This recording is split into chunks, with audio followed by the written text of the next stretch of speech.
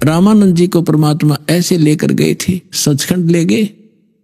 वो ज्यादा विद्वान पाक रहे थे, संस्कृत भाषा गणी जाने थे, ब्राह्मण कुल में जन्म था, 1400 ऋषि बना रखे थे जो उनके द्वारा प्राप्त ज्ञान को आगे जनता में प्रचार किया करते थे, और बहुत बड़ा बोलबाला था। 104 वर्ष के वृद्ध हो चुके थे रामानंद जी, जो परमात्मा कलयुग में काशी में आए हुए थे।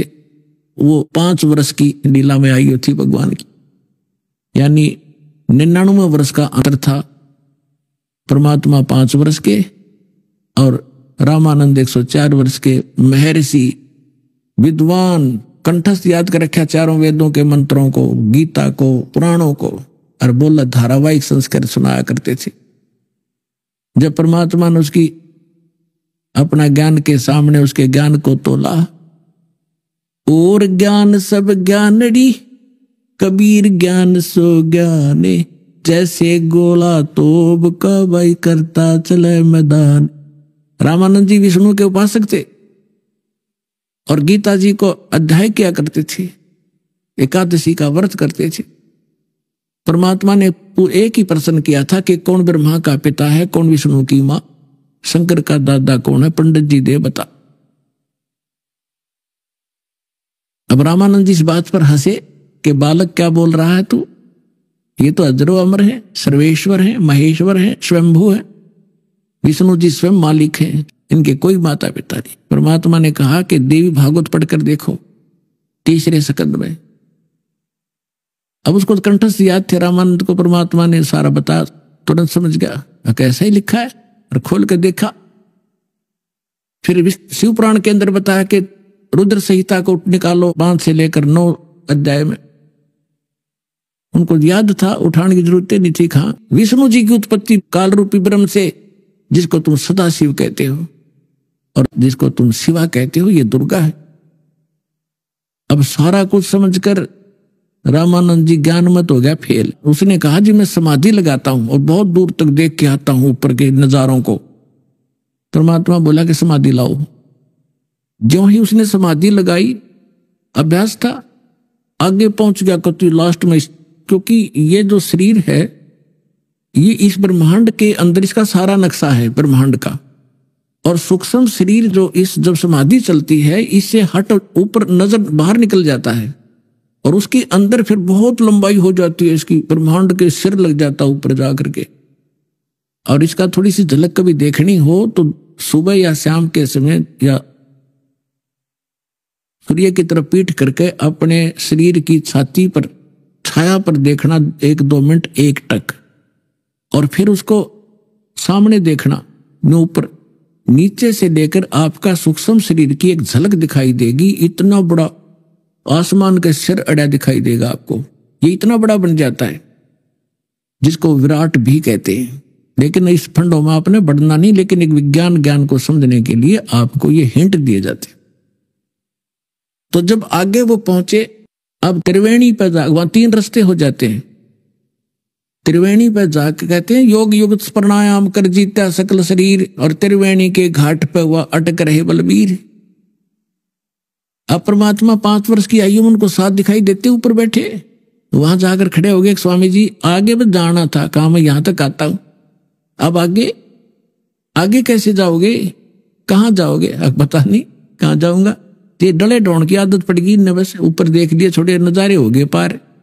परमात्मा बोले ये 3 रास्ते हैं, मैं बताता हूं। ये रास्ता आपका मृत्यु के उपरांत खुलेगा, उस समय आप जाओगे धर्मराज के लोक में, वहां जैसा आपका जिस इष्ट रूप में साधना जिसकी की है उसके लोक में भेज दिए जाओगे। और फिर जब आप विष्णु के उपासक को विष्णु लोक में जाओगे, विष्णु जी नाशवान है, इनकी जन्म मृत्यु होती है, आपने देवी भागवत में पढ़ लिया, देवी पुराण में। और जब विष्णु जी नाशवान है तो आप स्थायी कैसे होगे? 18वें अध्याय के 62वें श्लोक में गीता में लिखा है कि उस परमेश्वर की शरण में जाओ, उसकी कृपा से तो शाश्वत स्थान को प्राप्त होगा, परम शांति को प्राप्त होगा। गीता अध्याय नंबर 15 के श्लोक नंबर 4 में कहा कि तत्वदर्शी संत की प्राप्ति के उपरांत तत्व ज्ञान से उस अज्ञान को काट कर, शस्त्र से काट कर, उसके पश्चात परमेश्वर के उस परम पद की खोज करनी चाहिए, जहां जाने के बाद साधक फिर लौट कर कभी संसार में नहीं आता। आप विष्णु जी के पुजारी हो। रामानंद जी कह रहे थे कि विष्णु यानी श्री कृष्ण जी विष्णु है, कि श्री कृष्ण जी ने गीता बोली, ज्ञान गीता का दिया। परमात्मा बोले तो आपकी बात बड़ी मान लेते हैं, आप मानते हो श्री कृष्ण ही जी विष्णु, और श्री कृष्ण जी ने गीता का ज्ञान दिया और आप इनको अजरो अमर बताते हो। गीता अध्याय नंबर 4 के श्लोक नंबर 5 और 9 में, गीता अध्याय नंबर 2 के श्लोक 12 में, गीता अध्याय नंबर 10 के श्लोक नंबर 2 में ये आपका गीता ज्ञानदाता कहता है अर्जुन तेरे और मेरे बहुत जन्म हो चुके, तू नहीं जानता मैं जानता हूं, तो खाक पड़े आपने। यहां परमात्मा कहा करते मोती मुक्ता दर्शत नाही, ये जग है सब अंदरे, दिखत के तो नैन चश्म इनको फिरा मोतिया बिंदरे। दिखे विद्वान गछामी गछामी करके ने सोचो बड़े सारे सदग्रंथों को जाना होगा, अकक पता नहीं विष्णु जी के पुजारी हो और अजरोमर बता रहे हो, ये खुद कह रहा मेरी जन्म मृत्यु होती है, और ये कहता उस परमेश्वर की शरण में जाने, अपने से अन्य की शरण में जाने को कहता है। वो कौन परमात्मा है? फ्यूज हो गए पंडित जी, बैठ के मुंह लटकाएगा त्रिवेणी पे। परमात्मा ने कहा ये सामने जो रास्ता ये ब्रह्मरंध्र है, ये तुम्हारे किसी मंत्र से नहीं खुल सकता, ना राधे कहते, ना ओम नमः शिवाय थे, ना ओम भगवते वासुदेव थे, और ना तुम्हारे सहस्र नामा से। मेरे पास है वो मंत्र सतनाम जिसमें 2 अक्षर है, उस सतनाम का मैं जाप करूंगा सामने वाला खुल जाएगा। यानी आप करके देखो, उसने सारे कर लिए, वो कहां खुला है? परमात्मा बोले मैं करूं अपना मंत्र, हम जो मंत्र देते हैं वो कितना ताकतवर है। परमात्मा ने सुमरण किया, सामने का रास्ता से पट दे खुल गया। यार मेरे साथ जब ऊपर लेकर गए, काल का लोक दिखा जिसको तुम निराकार बताए, तो ये बैठा तुम्हारा ये ब्रह्मा विष्णु महेश का पिता। फिर 11वां द्वार पार करके इस अक्षर पुरुष के लोक में 7 संग ब्रह्मांड को मैं प्रवेश हुआ, फिर उसको पार करके 12वां द्वार पार करके सतलोक में गए। अब लंबा समय ना बढ़ा करके वहां दिखाकर परमात्मा ने देखे सिंहासन पर बैठे यही 5 वर्ष के बालक अनंत कोट ब्रह्मांड के सिंहासन पर। इतना तेजो में शरीर था इनका, एक रोमकूप में करोड़ सूर्य में 1 करोड़ चंद्रमा। पहले दूसरे रूप में बैठे थे, फिर वो रूप अंतर ध्यान हुआ, बालक में प्रवेश हुआ, बालक रूप वहां विराजमान हुए, और फिर उनको छोड़ दिया कि जाओ आप वापस। जो ही समाधि वापस आई, आंख खुली, सामने भगवान बैठे, 5 वर्ष के बालक नीचे बैठे, ऊपर भी देख कर आए। तब कहा था बोलत रामानंद जी सुनो कबीर करतार, गरीबदास सब रूप में तू ही बोलनहार। बहु ठोड़ है एक तू और भया एक से 2, और गरीबदास हम कारणे तुम आए हो मगज। तो परमात्मा कौन है, कैसा है, कहां रहता है, उसको पाने की विधि क्या है, इतना सा दातम ज्ञान है। और ये सिद्ध करने के लिए हु इज गॉड, कौन है परमात्मा और कैसा है, उसकी फॉर्म क्या है, कहां रहता है, और उसके पाने की विधि क्या है, ये 3 तो आपको बता दिया कि कौन है भगवान, क्या लीला करता है भगवान, कैसा है परमात्मा, कहां रहता है भगवान, और कैसे मिलता है, ये आने वाले सत्संग में बताएंगे। बोलो सतगुरुदेव।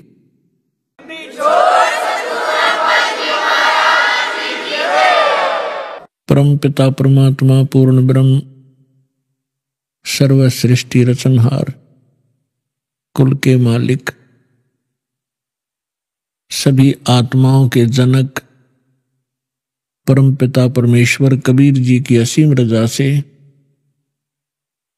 आप सभी पुण्यात्माएं ये सत्संग सुनने के लिए उपस्थित हुए।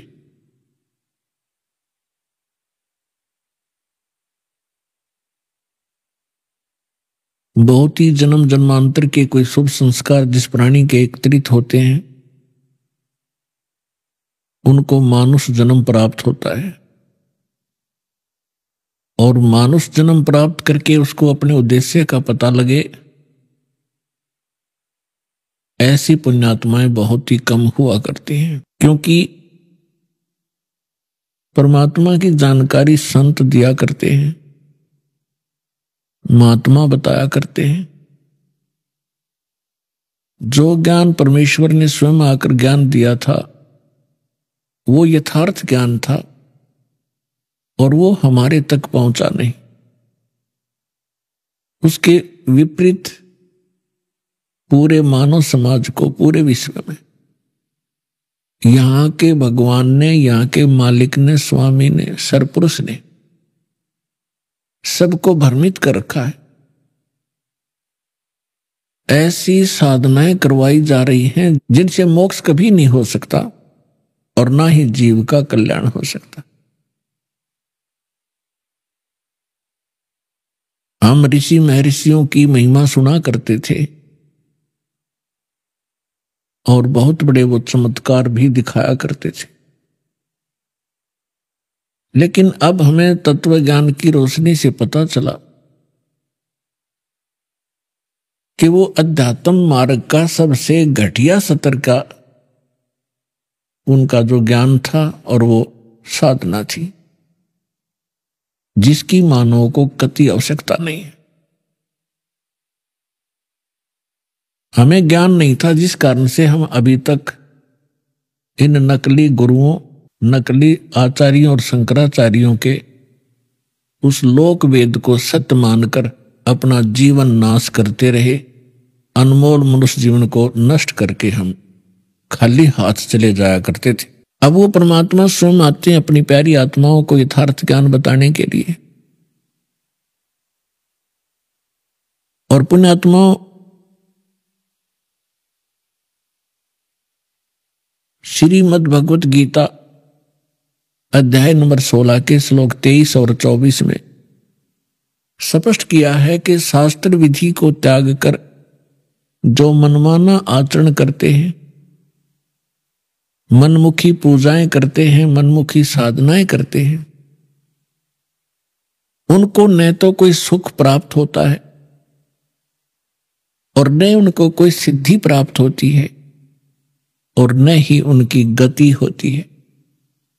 और इन तीन पदार्थों के लिए, तीन वस्तुओं के लिए ही हम परमात्मा की भक्ति किया करते। शास्त्र विधि अनुसार साधना कौन सी है, उसका प्रमाण कहां है जिससे हम निर्णय कर सकें कि वो साधना कौन सी है और कहां प्रमाणित है और किन महापुरुषों ने वो साधना की जिनका मोक्ष हुआ हो और हम ये मानते हो कि सचमुच उन महापुरुषों का मोक्ष हुआ ही हुआ है। तो फिर हम आसानी से समझ सकते हैं कि जो साधना मोक्षदायक है वो कौन सी है और मोक्ष के विपरीत है वो कौन सी है, शास्त्र अनुकूल साधना कौन सी है, शास्त्र विरुद्ध कौन सी है।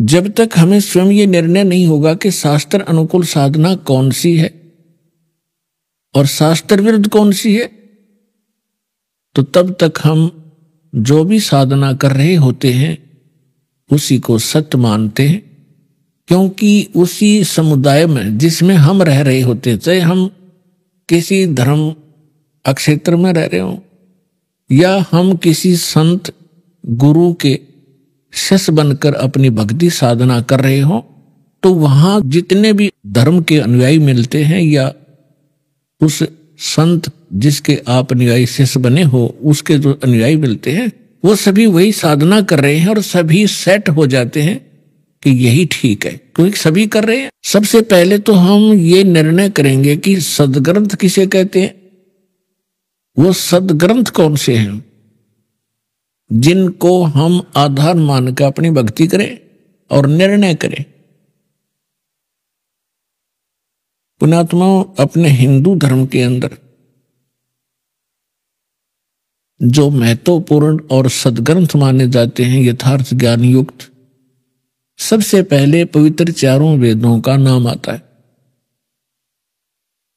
और फिर उससे भी बढ़कर विशेषकर हिंदू समाज के अंदर श्रीमद् भगवत गीता वेदों से भी एक नंबर पर मानी जाती है, क्योंकि ये कहा जाता है कि चारों वेदों वाला ज्ञान और श्रीमद् भगवत गीता के अंदर संक्षिप्त करके सरल करके बताया गया है।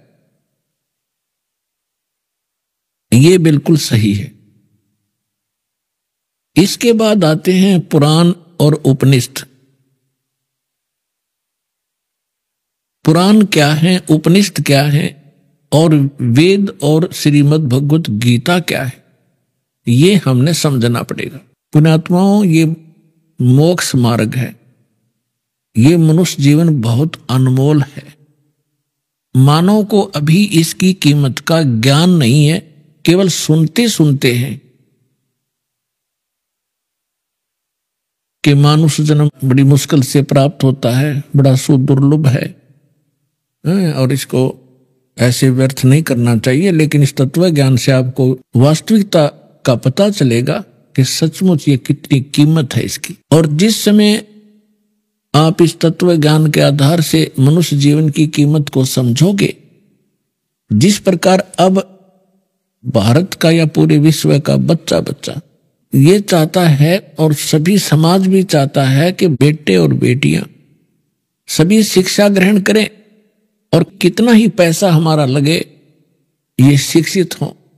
और कितनी महंगी शिक्षा हो चुकी है, हम फिर भी गरीब से गरीब व्यक्ति भी ये सोचता है कि अपने बच्चों को पढ़ाऊं ताकि इनका जीवन सफल हो।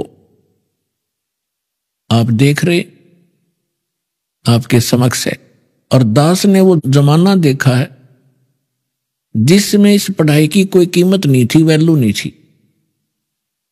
और घर से धक्के तो पकड़ पकड़ टीचर लाया करते छोटे बालकों को, उनके घर वालों को समझा बुझा के। तो वो समय भी देखा था, क्योंकि उस समय इस शिक्षा की महिमा का, शिक्षा के गुण का ज्ञान नहीं था। और फिर इस जो भौतिकवाद में ज्ञान हुआ, अब पता चला कि बच्चा शिक्षित हुआ, बड़ा अधिकारी बन गया या कोई कर्मचारी बन गया, उसका ठीक गुजारा हो गया, तो सभी ने स्पीड पकड़ दी और सभी शिक्षित हुए। अब परमात्मा की लीला को आप धीरे धीरे समझोगे। ये सारी लीला करी कबीर भगवान ने, इस परमेश्वर ने, कि एक बार मेरे बच्चे अक्षर ज्ञान युक्त हो जाए। और आप देख रहे हैं, क्योंकि दास का तो इस मार्ग में सारा विचार इधर रहता है। सन 1994 में दास को दीक्षा देने का आदेश प्राप्त हुआ था पूज्य गुरुदेव जी से। तब तक ये कोई मीडिया विशेष नहीं था, ऑडियो कैसेट होती थी, बस यहीं तक सीमित थे। अब देखते ही देखते कमाल कर दिया, कितने अच्छे इलेक्ट्रॉनिक चैनल बन गए, मोबाइल बन गए कितनी अच्छी क्वालिटी के, जिसमें चिप डाल लो, 100 घंटे का सत्संग, 50 घंटे की फिल्म, परमात्मा की सीडी यानी सत्संग की, देखो कहीं बैठ के। डीवीडी बन गई, सीडी बन गई, सीडी प्लेयर बनवा दिए दाता ने। तो पुण्यात्माओं, जो दास कहना चाह रहा है कि आपने जिस प्रकार शिक्षा में अपना समर्पण किया, बच्चों को फ्री भी छोड़ दिया, 15-20 वर्ष के बच्चे तुम पढ़ो और खूब धन भी लगाते हो और समय भी पूरा देते हो, किस लिए? एक 2 रोटी के लिए। और जितने बच्चे आज पढ़ रहे हैं, जिनमें से 2% ही सरकारी नौकरी ग्रहण करेंगे, 98% वो फिर वही काम करेंगे जो हमारे दादे परदादे परंपरागत करते आ रहे थे। अब इसका फायदा हमें यह हुआ कि हम शिक्षित कर दिए दाता ने, और अब शिक्षित हुए तो भगवान पहचानेंगे। तो इसी प्रकार जब आपको इस परमात्मा की भक्ति और मोक्ष की कीमत का पता चलेगा, आप सभी बुद्धिमान व्यक्ति हैं, आज वर्ल्ड के कोई बालक नहीं है, आप सभी का एकदम ऐसा यू टर्न होगा। अब आप भक्ति की तरफ, परमात्मा की तरफ, बच्चा बच्चा भक्ति करेगा। सबके हाथ में माला होगी, जेब में मोबाइल होगा, तो परमात्मा की चर्चा ही चलेगी। ये बकवाद बंद हो जाएंगी जो जिनके लिए इसको प्रयोग किया जाता है। तो दास प्रार्थना ये करना चाहता है कि आप जी, दास जो आपको गॉड गिवन स्पिरिचुअल नॉलेज बता रहा है, प्रभु दत्त, परमेश्वर ने अपने मुख कमल से जो तत्व ज्ञान बोला है, वो तत्व ज्ञान अभी तक छुपा हुआ था, परमात्मा का आदेश था। जिन महापुरुषों को परमात्मा ने अपने गवाह बनाया, साक्षात्कार किया, जिन महापुरुषों ने परमेश्वर का सचखंड देखा जहां हम रहा करते थे, जहां से आत्मा सारी की सारी जहां से आई है, जहां हम कितने सुखी थे, ना मृत्यु थी ना वृद्धावस्था थी, युवा शरीर रहता था, किसी चीज का अभाव नहीं था, कोई गर्मी और सर्दी वहां नहीं थी, बहुत सुंदर वातावरण है। तो हम वहां रहा करते और उस सुख को हम छोड़कर यहां अगर काल ने हमारी बुद्धि इतनी जकड़ दी कि सब कुछ भुला दिया। हमने पिछले जन्म का नहीं पता हम कहां थे कैसे थे, ऐसी मिट्टी डाल देता हमारी बुद्धि के ऊपर। ये परमेश्वर ने आकर के हमें बताया कि आप यहां के वासी नहीं हो, आप इतना कष्ट उठा रहे हो, आप सारा जीवन एक इस भौतिक सुख को प्राप्ति के लिए, संपत्ति संतान की व्यवस्था करने के लिए सारा जीवन डिवोट कर देते हो, और जब आप संसार छोड़कर जाते हो आपके साथ कुछ नहीं जाता, केवल पूरे जीवन में किए हुए पुण्य और पाप आपके साथ होते हैं। तो पुण्यात्माओं, दास आपको ये बताना चाहता है, सतर्क करना चाहता है कि दास जो आपको ज्ञान सुना रहा है इसको बहुत ही सावधानी से सुनो और विशेष कसक से सुनो, क्योंकि जैसे बच्चा टीचर के पास पढ़ने जाता है, ट्यूशन भी लगवाता है, क्लास में भी अपना जो शिक्षा दी जाती है उसको भी ग्रहण करता है, और 1 वर्ष लगा रहता है जब जाकर उस सिलेबस को कवर कर पाता है, और फिर 20 वर्ष तक वो पढ़ कर 2 रोटी के निर्वाह के लिए उद्देश्य रखकर वो इतना कुछ समय व्यतीत करता है। और अब हम क्या उद्देश्य रखेंगे? परमात्मा प्राप्ति, भगवान की भक्ति और शिष्टाचार, नेक नीति से रहना। जैसे कोई रिश्वत लेता है, कोई मिलावट करता है, कोई 2 के 20 बनाता है, कोई चोरी करता है, तो जब हमें ज्ञान होगा कि ये हम अपने संस्कार खराब कर रहे हैं और मिलना मिलाना वही है जो किस्मत में लिखा हुआ है, इससे ना अधिक हो सकता ना कम हो सकता।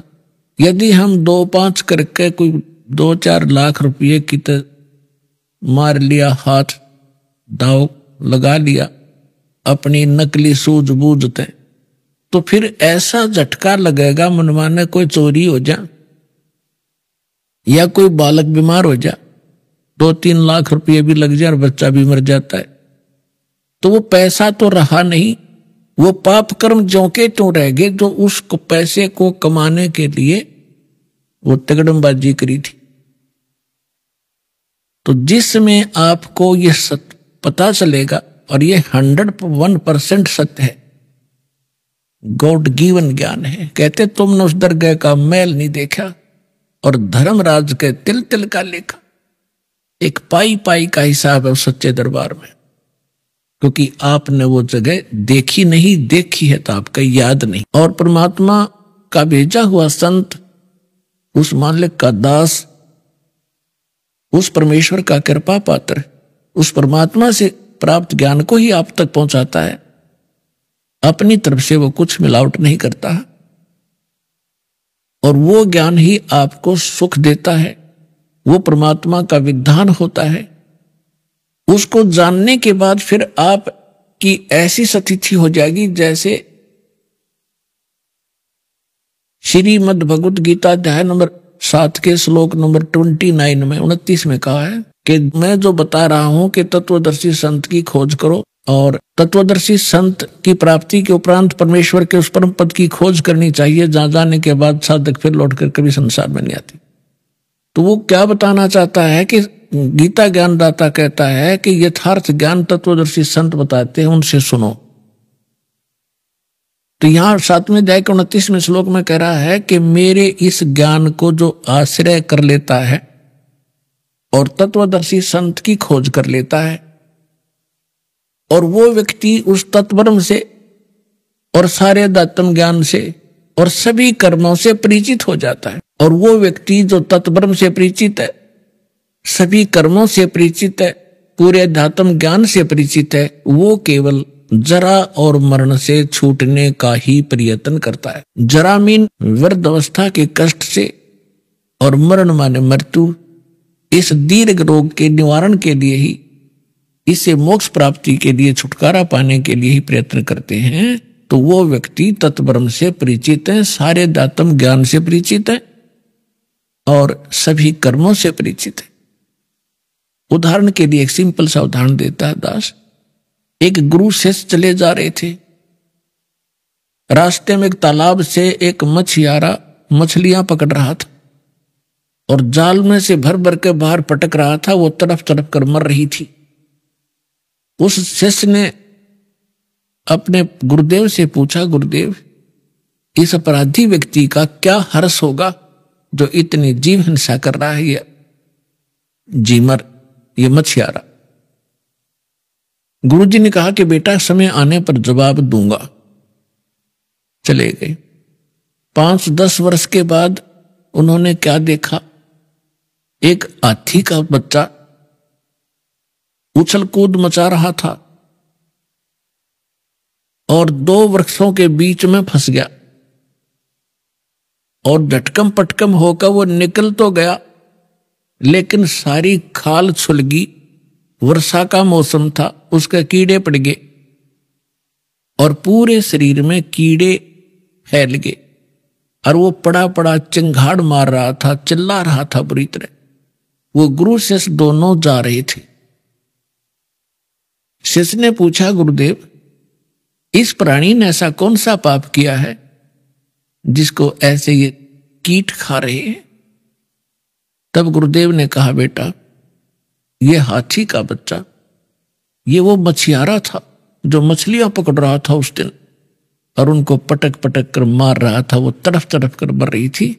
अब ये मछलियां तो कीट बन गई, कीड़े, और ये वो मछियारा, ये हाथी का बच्चा बना हुआ है, ये अपना कर्म भोग रहा है। तो पुण्यात्मा, परमेश्वर स्वयं आकर बताते हैं कि तुमने उस दरगाह का मैल नहीं देखा, उस दरगाह का तुमने वो स्थान नहीं देखा, धर्मराज के तिल तिल का लेखा। तो पुण्यात्माओं, ये सारा कुछ आपको समझा करके अब दास आपको यथार्थ आध्यात्मिक ज्ञान सुनाना चाहता है। अब प्रश्न चला था कि जो ऑथेंटिक सदग्रंथ हम मानते हैं, उन सदग्रंथों में कौन से शास्त्र हैं जिनको आधार मानकर साधना भक्ति की जानी चाहिए। उनमें से सबसे पहला जो ग्रंथ है, सदग्रंथ है, वो है जो श्रीमद् भगवद गीता अध्याय नंबर 4 के श्लोक नंबर 32 में जिसके विषय में कहा है, गीता ज्ञानदाता कहता है कि अर्जुन, धार्मिक अनुष्ठानों यज्ञों की जानकारी सच्चिदानंद घन ब्रह्म ने अपने मुख कमल से बोली हुई उस वाणी में कही गई है। परमेश्वर स्वयं आता है अपने निज स्थान सतलोक से हमें ज्ञान देने के लिए, और वो एक लीला करता है कवियों की तरह। पद्य भाग में जो है वो लोकोक्तियों के माध्यम से, दोहों के माध्यम से, शब्दावलियों के माध्यम से वो अपनी जानकारी यथार्थ अध्यात्म मार्ग देता है। उसको तत्व ज्ञान कहते हैं, उसको सच्चिदानंद घन ब्रह्म की वाणी कहते हैं, उसको कबीर वाणी कहते हैं। तो सबसे पहला ग्रंथ है कबीर वाणी। वो तो all in respect, all in one, वो तो सब कुछ है उसके अंदर, तो कोई भी शेष नहीं है। लेकिन उस अनमोल ग्रंथ को समझने के लिए कि उसमें जो लिखा है वो सत्य और उन सदग्रंथों से मेल खाता है जिनको हम आज तक शिरोधार्य मानते रहे।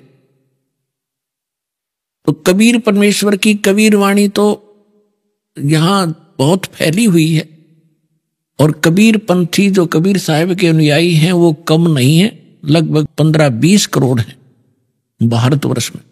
लेकिन वो परमात्मा के उस ज्ञान को समझ नहीं पा रहे, जैसे 80-90 करोड़ हिंदू हैं और हिंदू धर्म की जो शुभ पुण्य आत्माएं हैं अपने सदग्रंथ यानी पवित्र श्रीमद् भगवद गीता को, पवित्र चारों वेदों को, पवित्र पुराणों को सत्य मानते हैं और सब उस पर आधारित हैं। और दास ने आपके रूबरू कर दिया कि आज तक हिंदू धर्म के अनुयायियों को अपने इन सदग्रंथों के बारे में कै ख का पता नहीं।